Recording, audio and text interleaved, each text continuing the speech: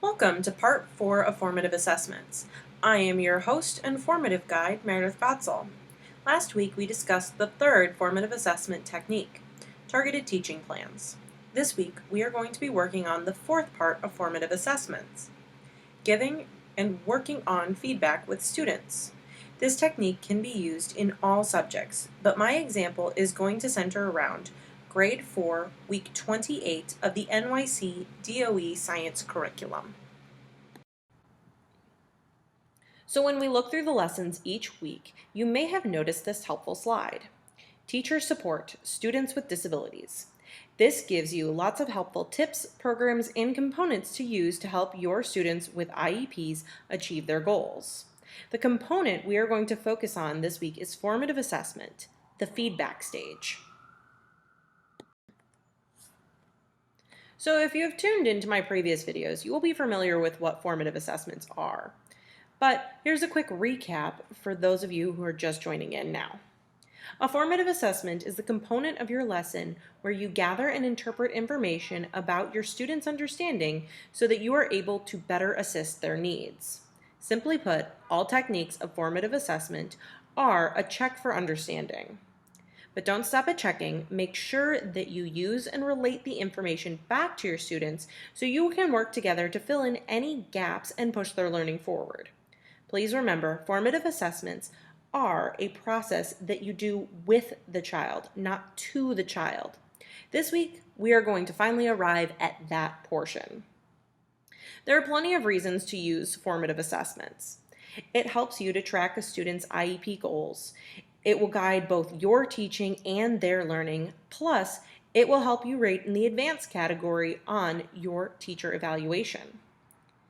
The hows come in many forms: checklists, question stems, performance tasks, and student responses, both written, physical, thumbs up, thumbs down, or verbal. Formative assessment is your process of collecting data, whether short or long.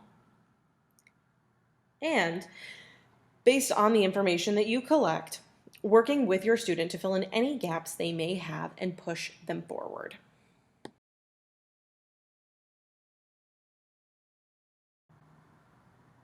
What is conferencing? Conferences are short periods of time where you work one-on-one or in a very small group, where you focus on feedback based on students' responses. Why do we use conferencing? Well, we all know the power of one-on-one time with a student, and conferencing gives you that time. But it is best to have a plan as you go into it so you get the most out of your time. It allows you to work one-on-one with students, get clarification around parts that you may not have understood of their work, or for them to get clarification on directions or content. It's direct communication with a student, and then make sure that you have those written comments for future referral. When you conference either online or in person, there are two key points to hit. First, have a plan. Second, have a record-keeping system. For the plan, remember, conferences are usually only 10 minutes or less, and that's if you're lucky. So make sure to pinpoint what you want to work on with your students during your meeting so that you can get the most bang from your buck. And for your record-keeping system, make sure students have a written or recorded feedback that they are able to refer to after the conference so they are able to implement the feedback and strategies you've discussed. You can do this via Google Comments. You can also do this on a notebook. You can do it in a Google Doc. However, today what we are going to focus on is meeting through breakout rooms and writing Google Comments within Google Slides.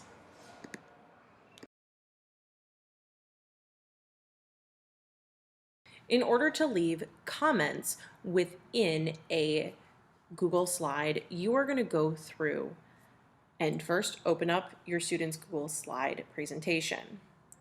Now, on the Google slide, you will notice that I have a student who's left a comment in a text box.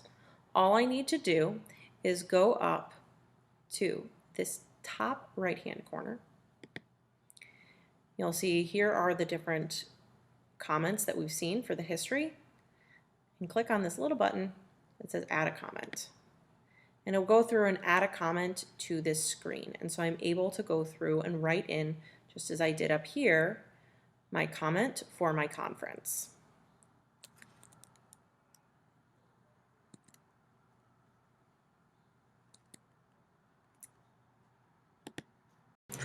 All right, so I'm going to now show you a model of a conference with a student. So when I go into conference with a student, I always make sure on Zoom that I'm sharing my screen. So when you want to share your screen, all you need to do is at the bottom bar, sometimes it's located at the top, but most importantly, just look for the big green arrow where it says share screen. Click on share screen, click on the Google Chrome or whatever window you are using, in my case Google Chrome, and I will click share. If you are sharing a video, make sure that you share the sound. In this case, I'm just sharing my screen, so I'm going to click share.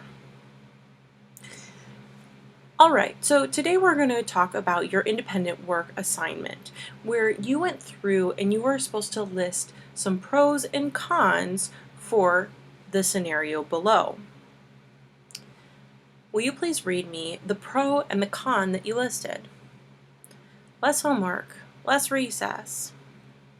All right, so for your pro, the entire scenario, the purpose was your school has decided to eliminate homework because some research has shown that it is more valuable for students, da da da da da. The whole point is less homework. So while less homework may be a pro, we're looking at a pro for why we should have less homework. So with the pros and the cons, you're looking for reasoning to back up the claim. So I want to go through and reread this scenario with you, and I want you to look for reasons why less homework is good, okay? And while you're reading, you want to pull things directly out of the text, but it's still important to keep in the back of your mind, why would you want to have less homework? I can play more video games, I have more free time after school, I can hang out with my friends, we do a lot of work during the day. Okay, so those are some really great reasons why you might want less homework. So let's see if any of those are matched in there, or if you can see any other new ones that are in the scenario. Will you please go through and read me the scenario?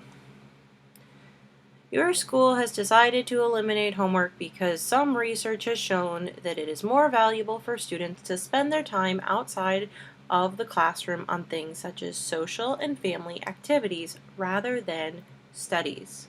I want you to pause there. As you're going through and reading, did you see something that matches up with what you had said? I do. I see.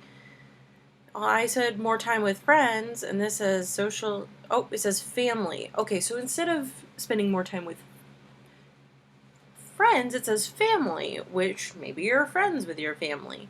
But also I want you to look at the word social. What does the word social mean? Well, I don't know. So social goes with family. Okay, so social is like friends. It can be friends and family. It's fun conversation and time with other people. So, what could you write under your pro? And I would have the student go through and tell me aloud, and either I type it in, or if they're already within the document, they can type this in. More time for friends and family. And I could go through and even underline that. So that way we have our noticings, and then we have our evidence in there. Good. So the con, less recess. Okay. So, less recess is no fun. And so where in the text do you see that, and why do you think they may have less recess? Let's keep reading. As a result, Students have slightly shorter recess breaks during the day to allow for more in-class learning time. So why do we have less recess? So we can have more in-class learning time. So when we go through and get rid of homework, how are they making up for it? Well, we have to do more work during the day, so we don't have to do as much after school. Very good. So I want you to keep those things in your brain as you go through and work on your independent work. So you're going to go back to class now in the main call, and you are going to write down and complete your cost and benefit analysis. That was the model. You can definitely extend it, you can shorten it, but I made sure that I clarified with my student. So as you're going through and you're asking them lots of questions and having a conversation about the work that they have completed, and then setting them a task to do where they use what you talked about within the conference. So you'll be able to see if they were able to really catch on independently to the feedback.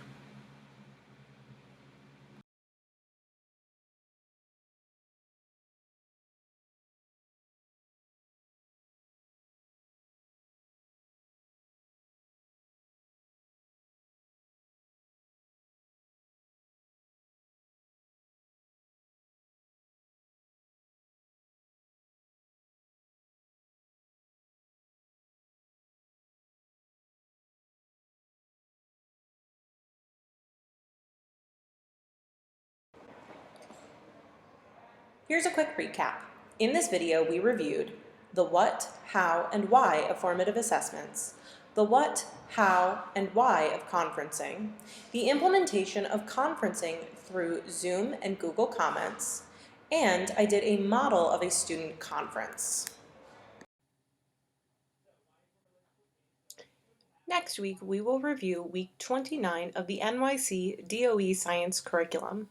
Thank you so much for joining me. I'm Meredith Gotzel. Have a great week.